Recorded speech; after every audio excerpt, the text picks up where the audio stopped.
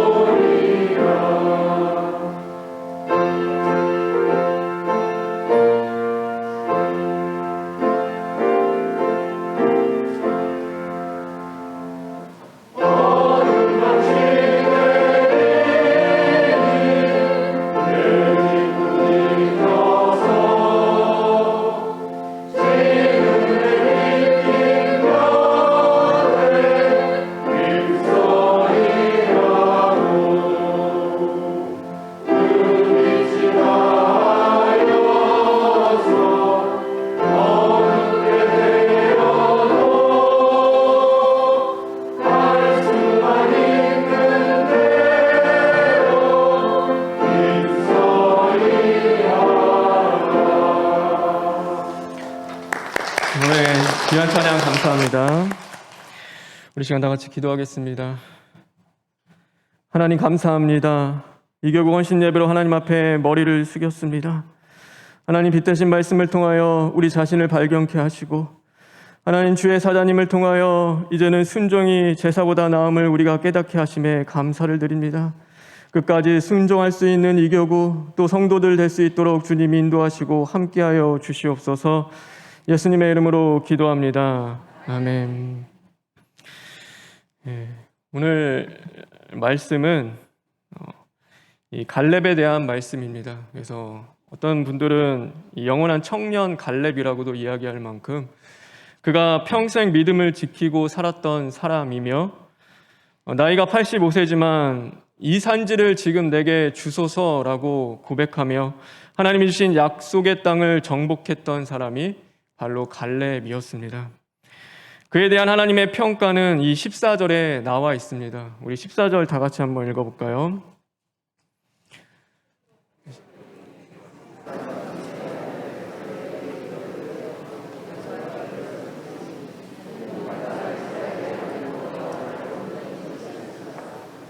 그가 이스라엘의 하나님 여호와를 온전히 쫓았음이라. 오직 여호와 하나님만을 평생 온전히 쫓았던 사람이 갈렙이었습니다. 제가 바라는 것은 우리 이교구 또 그리고 성도님들이 이 갈렙과 같이 평생 오직 여호와 하나님만을 온전히 쫓아 살아갈 수 있는 복된 신앙 되길 주님의 이름으로 축원합니다. 그래서 우리의 알파와 오메가 되시죠. 내 인생의 처음과 마침은 하나님이십니다.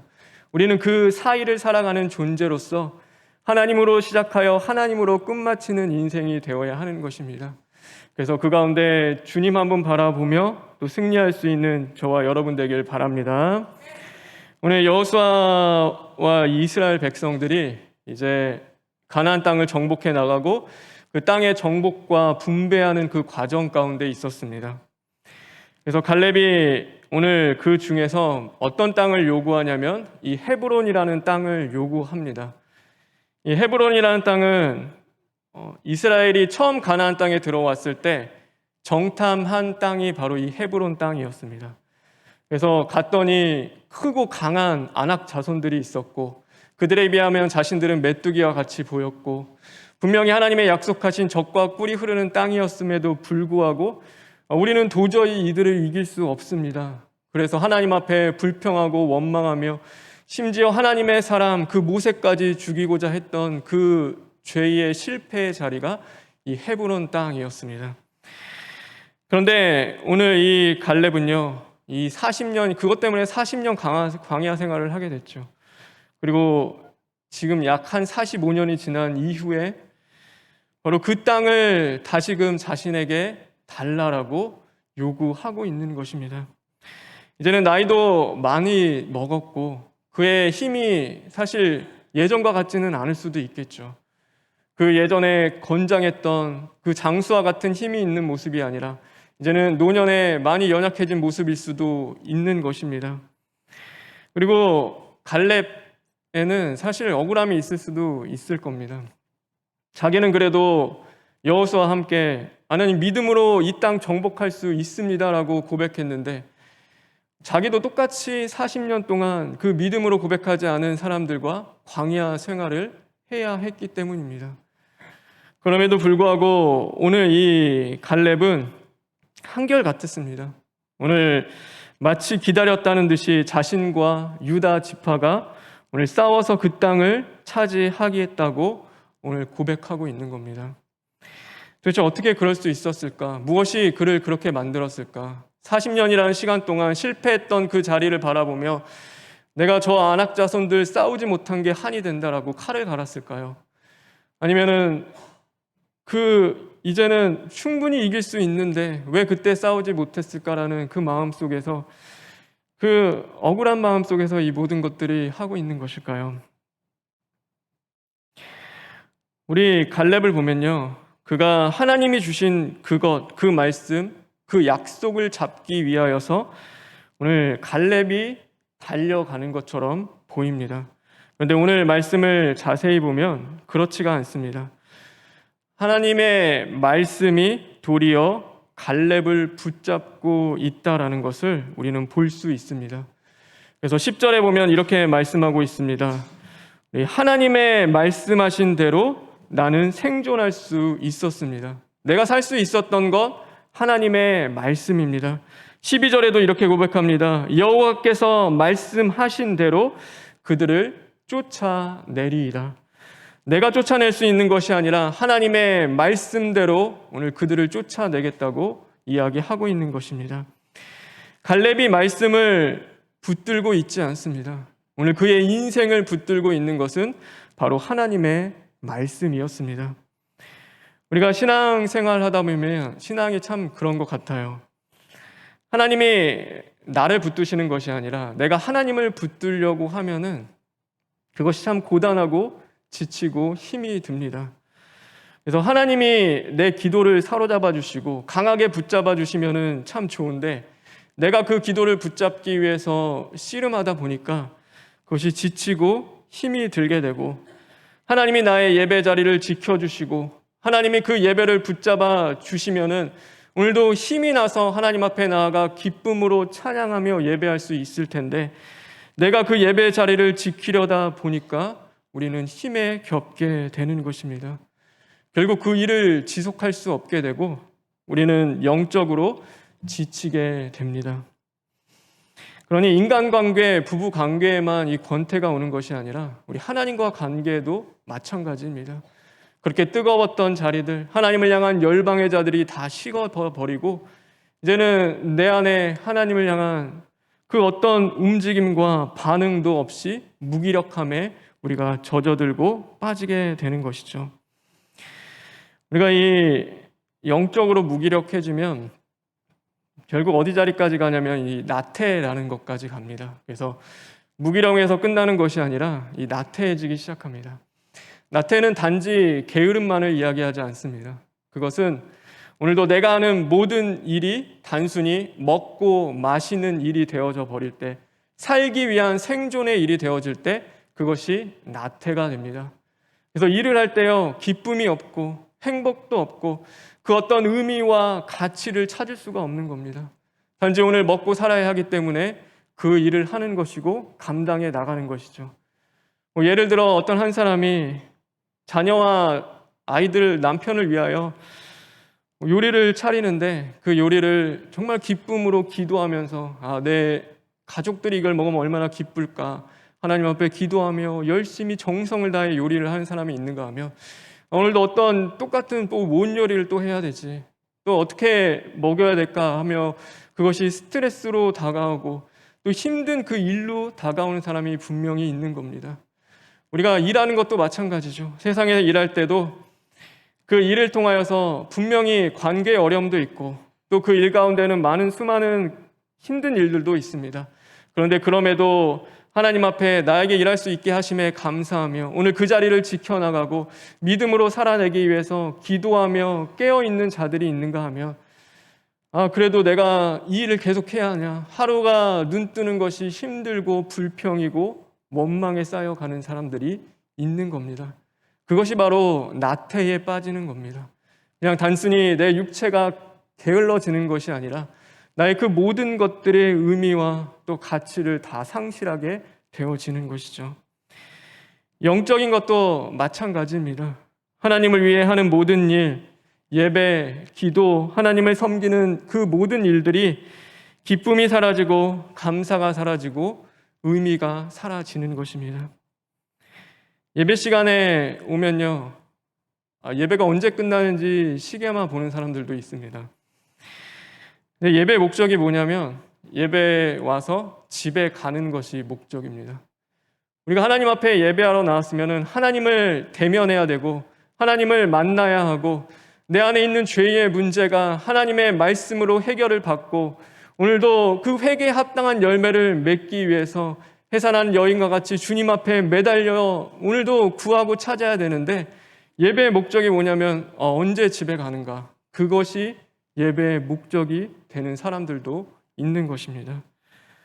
참 안타깝죠. 같은 자리에 있음에도 분명히 달라지는 것입니다.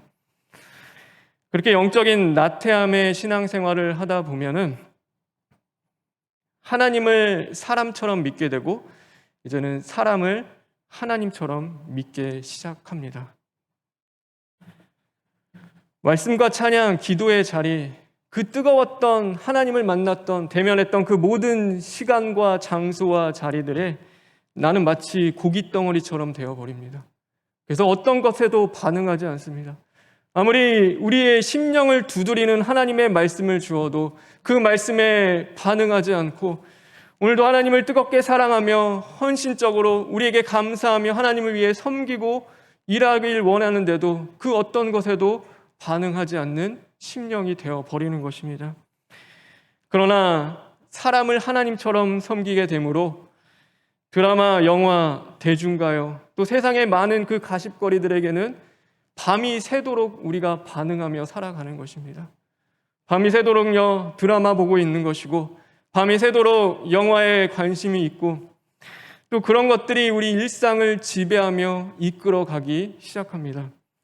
제가 애들이 얼마나 빠른지 놀라면요, 우리 딸들이 집에 돌아오면은 제가 보여준 적도 없고 가르쳐준 적도 없는데 BTS 얘기를 하고 있습니다.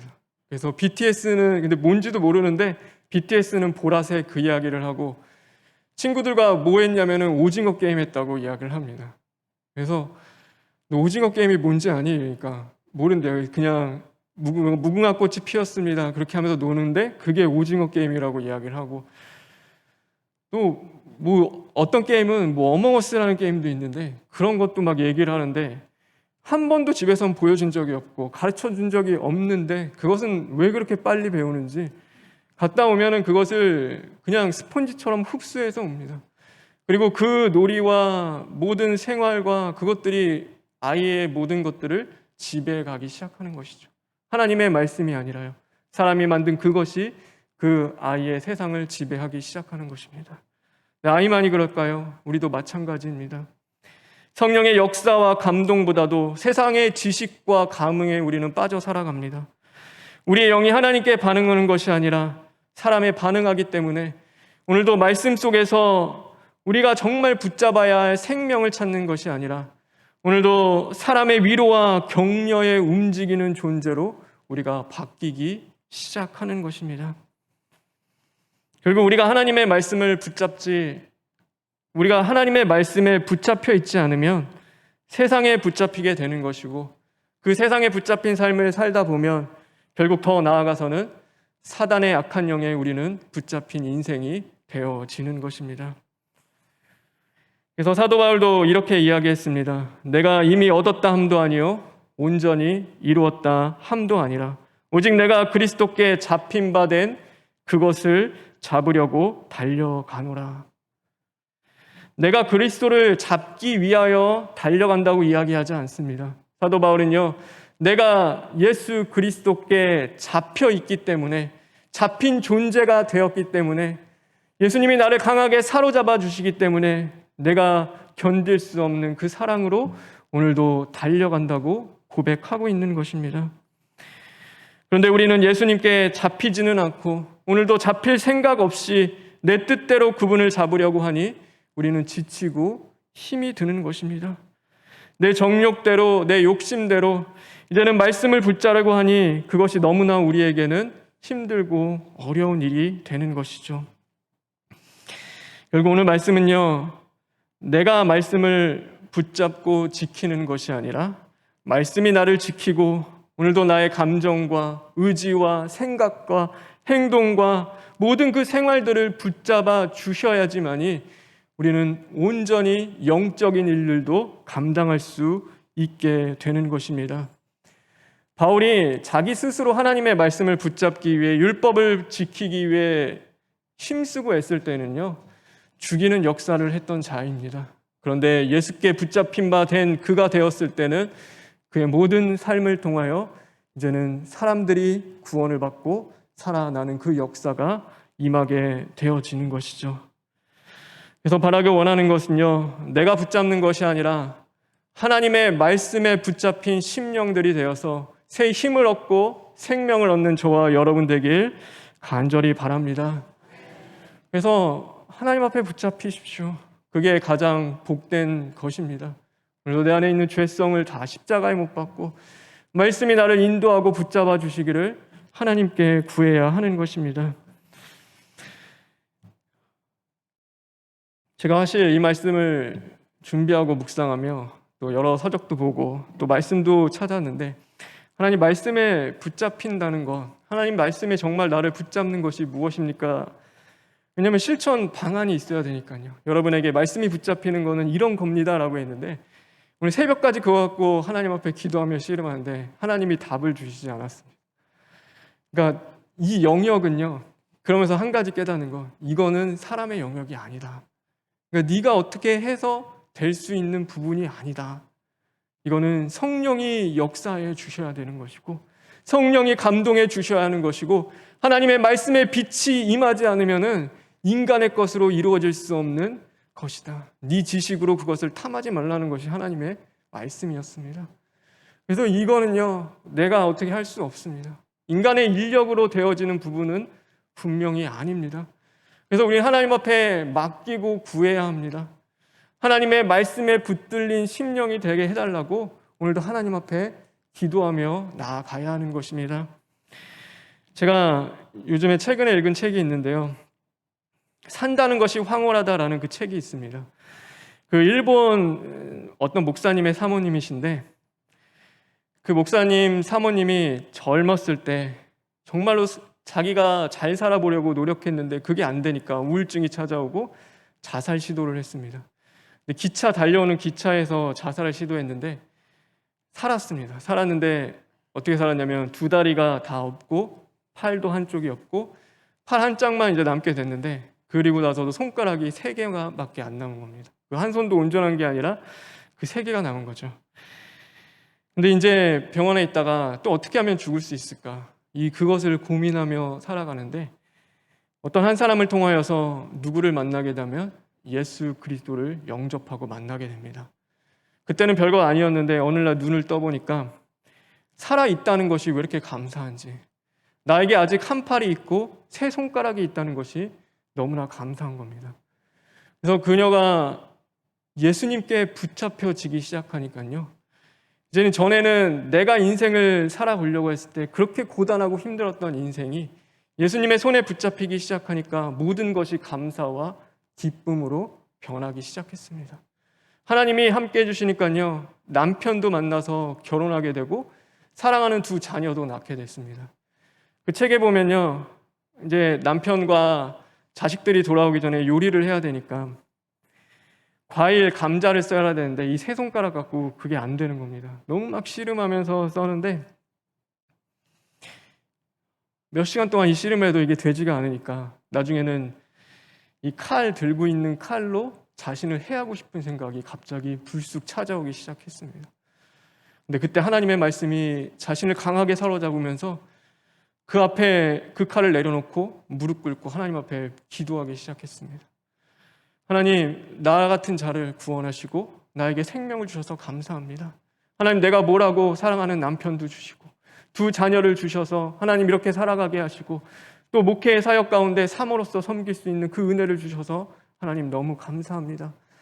하나님 앞에 기도하기 시작하니까요, 그 마음에 다시 화평이 찾아오고 기쁨이 찾아오기 시작합니다. 하나님, 이 과일 잘 깎을 수 있도록, 이 감자를 잘 깎을 수 있도록 하나님 지혜를 주십시오. 하나님, 돌아오는 그 남편과 또 자식들에게 그 따뜻한 밥을 차려줄 수 있도록 하나님 저에게 힘을 주시고 지혜를 주십시오. 이렇게 기도하며 하니까 하나님이 지혜를 주셔서 그 감자를 잘 썰고 요리를 할 수 있게 해주신 겁니다. 우리는 별거 아니죠. 뭐 감자 써는 게 그렇게 어렵냐. 그런데 그분에게는 그 별거 아닌 일이 엄청난 노력과 또 애를 써야 되는 일들이고 수고해야 되는 그 일들인 겁니다. 하나님 앞에 구해야 하는 그 일이 되어지는 것입니다. 그런데 그 고단한 일들이 하나님의 손에, 하나님 예수 그리스도의 말씀에 사로잡히기 시작하니까 오늘도 그 마음 가운데 어둠이 물러가고 죄를 이길 수 있는 그 능력이 그의 안에서 샘솟기 시작했던 것입니다. 제가 바라고 원하는 것은 저와 여러분에게 하나님의 은혜 가운데 그런 말씀의 능력이 있기를 주님의 이름으로 축원합니다.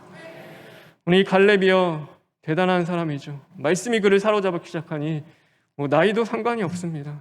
사실 힘들기도 하겠죠.